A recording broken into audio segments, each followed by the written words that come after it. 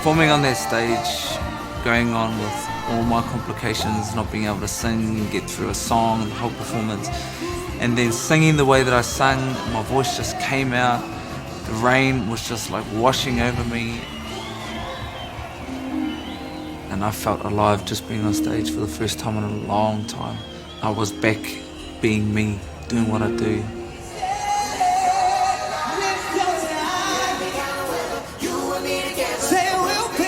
At the end of every concert I always save like the biggest song, and I have a big outro at the end which I have my biggest notes and my biggest moments where I'm like, yeah, this is where I'm just gonna really just get you.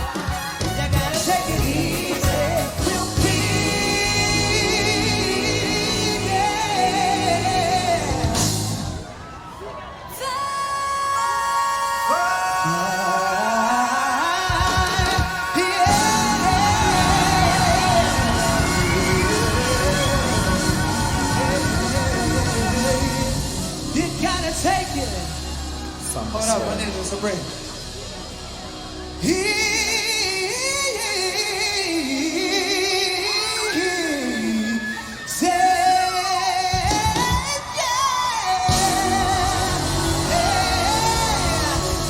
It's good, man. Wow.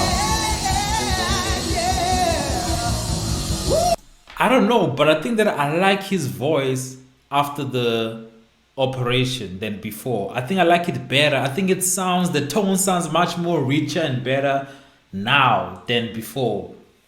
I don't know. Let me know what you guys think. But this is what I'm thinking now, that his voice, yeah, definitely good. I think it changed for the better. It reminds me of 50 Cent. It's like 50 Cent's voice. 50 Cent before, he was shot 9 times, especially when he was shot in the mouth. He sounded different, right?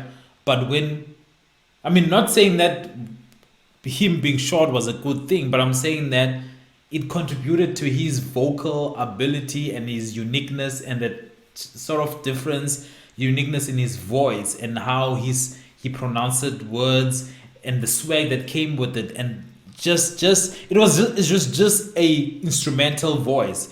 That's why I prefer 50 Cents after the 9 bullets than the 50 Cents before, if that makes sense. Boom, it was like real old me came back.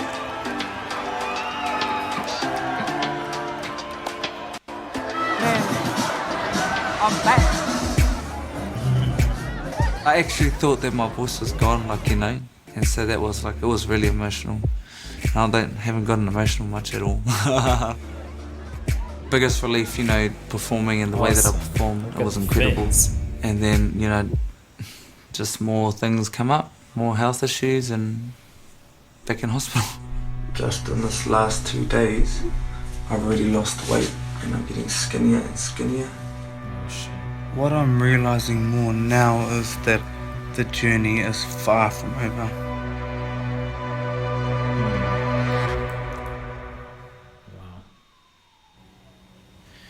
So I'm in the Auckland hospital in the emergency. I haven't been sleeping for the last 2 weeks ever since I got started getting these pains. Gallstones.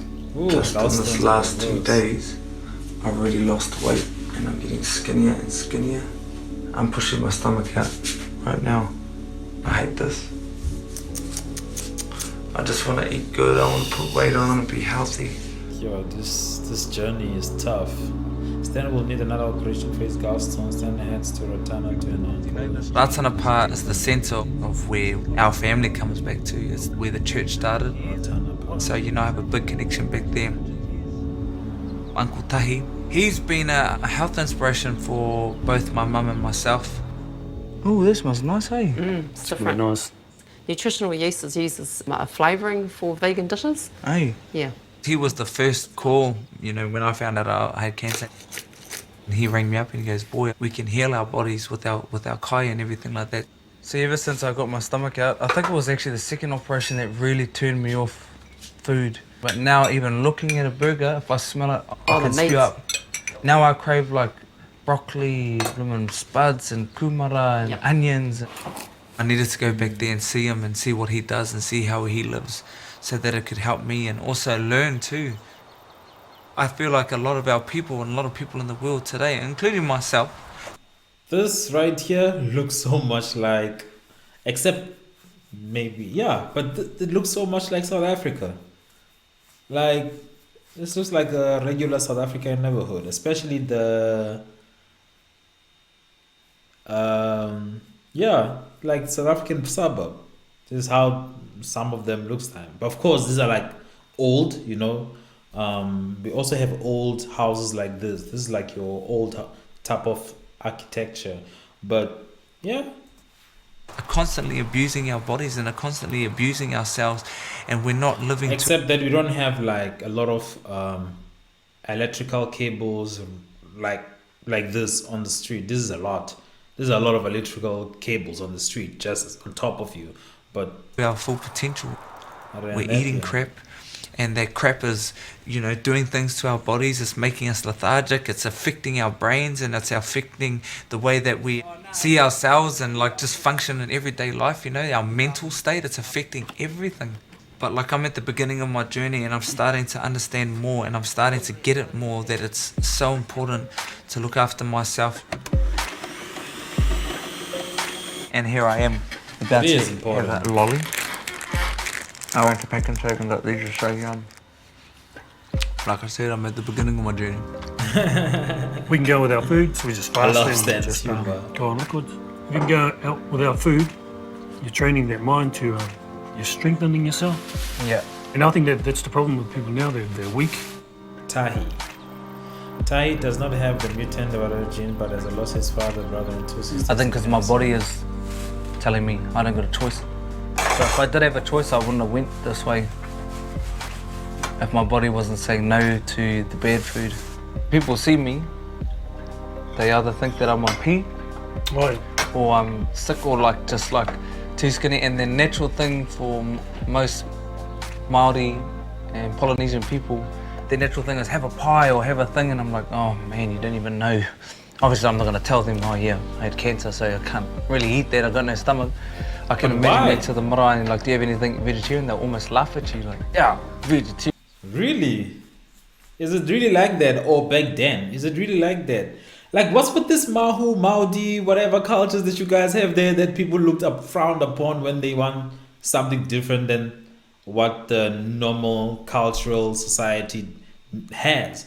And why can't he share that he had cancer? It's a serious disease. I mean, it's serious. I mean, it's like saying, hey, I'm sick with this. Why is it that difficult for him to even say this? I understand, I mean, not having meat, you know, even here amongst my own culture, if you don't have meat, you are a vegan or vegetarian, you'll be looked at different way. Like, people will laugh at you and they'll try and tease at you and mock you in some other ways, but eventually they'll get used to the idea and then they'll accommodate you at first. But at first they will laugh at you.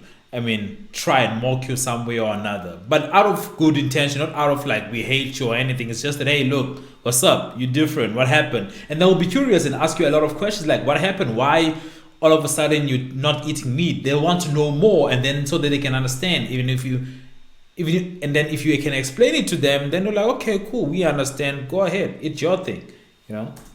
Do your What are you thing. vegetarian for? Even when you're trying, it's like, yeah, shut up. I think this whole holistic I approach understand to that. You know, living in stereotypes. health, and especially Stigma. the old Māori way, that's how they used to look at all of this, you know. They looked after their bodies, they looked after the land, they looked after their health in every way. I can't even hold myself up. I'm just So in you know what? You're in number 2 seat. That's the powerhouse, mate. It's so important for our people to see this kind of thing and to go back to our roots.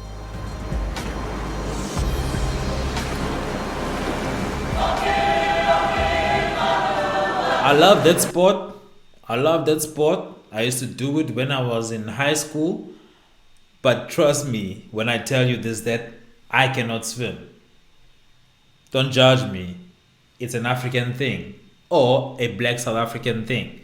Most of us cannot swim. I cannot. But I used to do that, but I put my life jacket on so that in case that thing flips, at least I'm not drowning. So Yeah, and I still need to learn how to swim. It's just a difficult thing. It's so difficult to learn to swim at this age. But I need to, so that when one day I have kids, I can teach them. Yeah, and if they want to play on water, I can join them without feeling like I won't be able to save them if they think about going to the water and swim, or if they drown. You know? Don't judge me. It was bittersweet going back It's to normal where I'm come from that people cannot swim, so don't judge me. all connected for me, and it's like it's a full circle for me, like, you know, from the first memories of hearing voices and the hymns to now, you know, going That's a through what different- I've been going through. That's a different way of worshiping, though. So that's how you guys worship. It reminds me of the haka. Is that how you say it? The haka. That's how we say it here, in South Africa, when we play against New Zealand and your team does I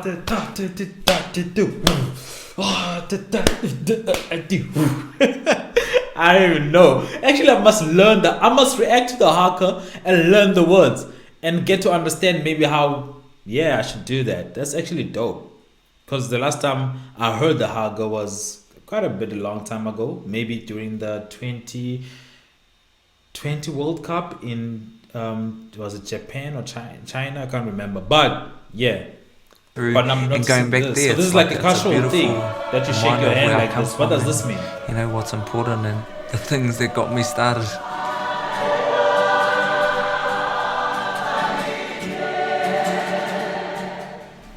All I know is I'm going to try my best, and I actually am. I've got to make an effort, a real effort to live my life like how he's lived his. Yeah, I'm not keen on dying. I want to live, and I want to have a good life. I want to have kids. I want to, you know, I want to raise my kids. I want to see my muckles, and I want to, like, you know, especially for my. I think if anything happened to me, I think my family would fall apart, especially my mum.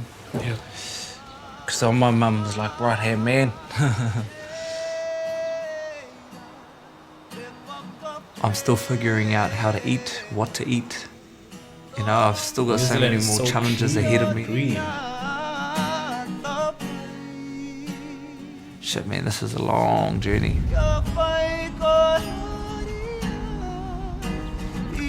I'm going back to Tauranga to get my mum's moko kauwai done.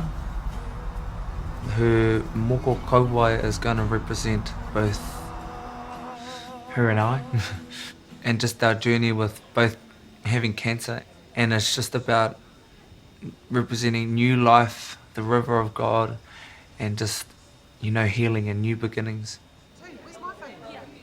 And I think this is the first time since my mum's great-great-great-grandmother's first time there's been a moko kauwai in our line, in our family. Back then it was dark times, but this time it's new life.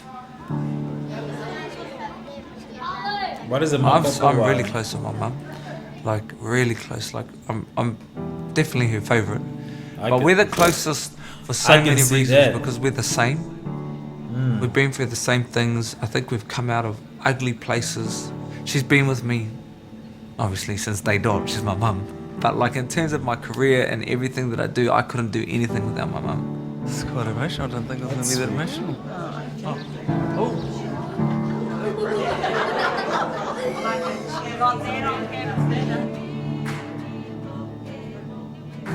I don't really like thinking about. I don't like to think about the bad things that will happen if my mum doesn't get her stomach out. But I can't help but think, you know. Yeah. I just don't want her to do it when it's too late. So the quicker that my mum and then Uncle Whitty as well get their stomachs out, the better it is for us. And for them, obviously. Like, I don't want them to die. Is the mom gonna get the tattoo at all. on the bottom of her Not, lip? not saying that my mum's gonna die, but Why? like, you know, I'm a strong person. I've always been strong, but not when it comes to my mum. I won't cope at all. So if anything ever happened, yeah, that would be the end of me. What does that mean?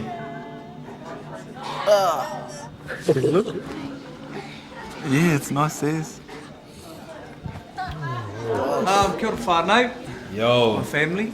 I wrote Hey, I need to know. Well, like, that's an interesting cultural aspect. That's a culture shock for me.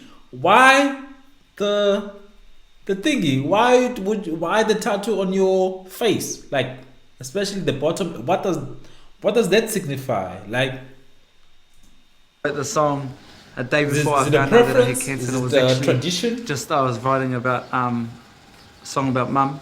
Even though we fight and everything like that, and I'm like, she's so annoying. You're annoying.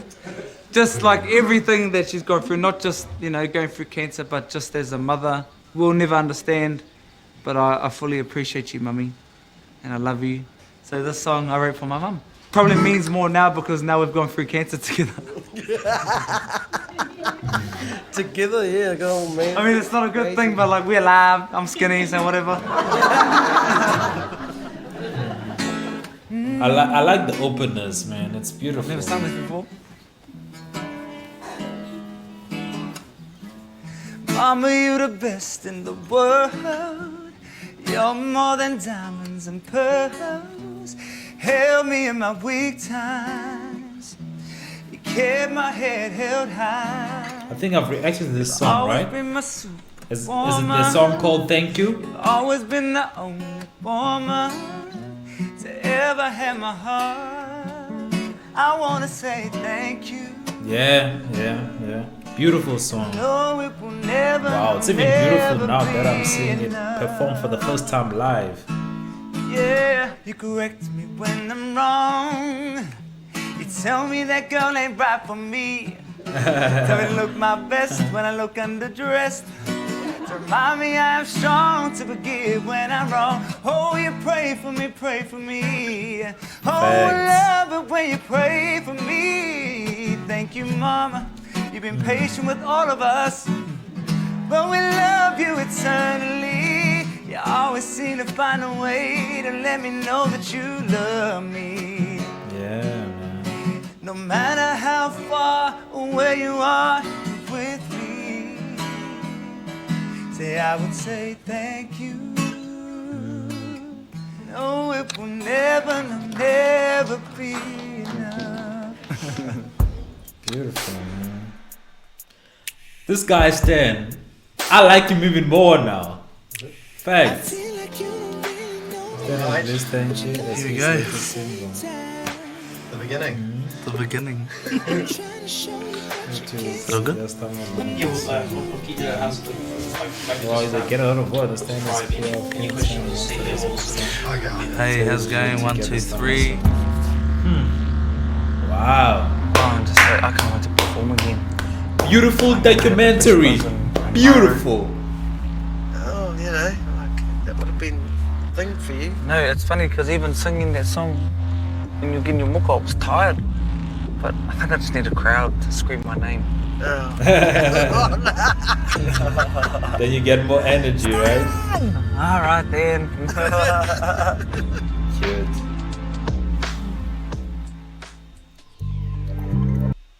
Why is this thing freezing? Yo! Why are you freezing, dude? Anyway, that's it, guys. Thank you so much for watching till the end with me. I truly enjoyed this documentary. It gave me so much insight. I think she would have just go, Stan's yeah. life. I don't think there's anything like it. Like, I don't think that I've watched anything like it when it comes to an artist that I revere so much, like Stan. I mean, now I have so much respect for him and where he comes from and his ability to sing as powerful as he can because of what he went through. And I know that each and every song means something now. Like this song, Thank You, that I reacted it before I even knew like how it came about and what was the motivation behind it. This is crazy. This is formidable. This is unbelievable. It's almost like supernatural, but it's not supernatural because we have a fellow human being, Stan Walker, with the rest of his family that went through this and they survived it, and they're human just like us. But what I've learned and noticed that their faith is impeccable. their faith is so big and strong, and it's not one-sided. It's like each and every one of them, like they sort of like, of course they will differ, but their core is the same.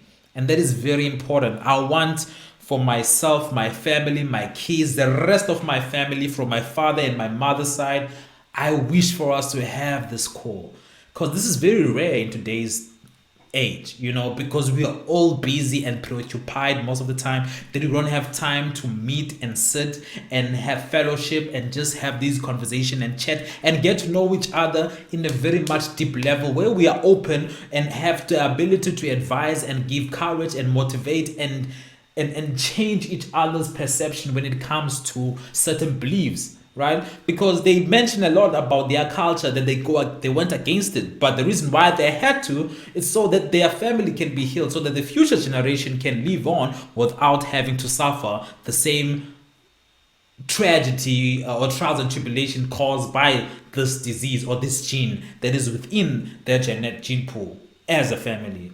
So man, I can go on and on and on, but was truly a beautiful documentary. And thank you to all the Stans Walker fans who actually suggested and made sure that they always commented this documentary for me to react to this documentary on the comments below.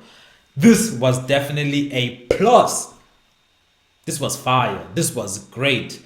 I don't regret it at all. My first time reacting to such a long video, but I'm glad that, and I hope that you guys also enjoyed it, the fact that I put it in parts, you know, and also understand why I had to do it that way. Anyway, let me stop right here. This is Xolisa, Africa Listens. Welcome, subscribe, share the video, and suggest more. See you on my next reaction. Peace.